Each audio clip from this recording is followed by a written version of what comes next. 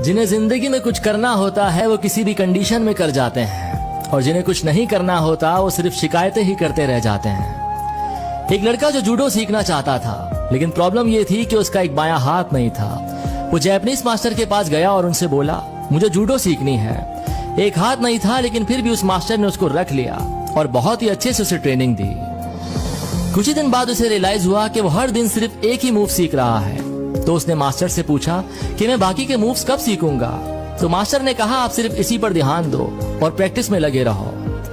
अब कंपटीशन आया तो मास्टर उसे लेकर गए। तो पहली जो फाइट थी बड़ी आसानी से वो जीत गया।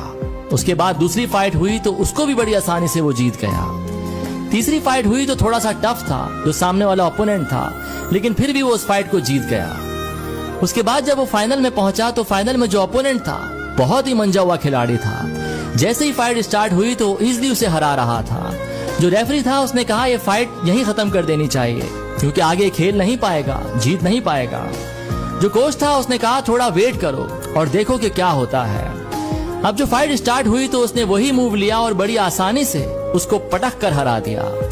बहुत खुश हुआ टूर्नामेंट जीतकर, लेकिन कहीं ना कहीं कंफ्यूज भी था कि मैंने एक ही मूव में इतने बड़े खिलाड़ी को कैसे हरा दिया। वो मास्टर के पास गया और उनसे पूछा कि मैंने ऐसा कैसे कर दिया।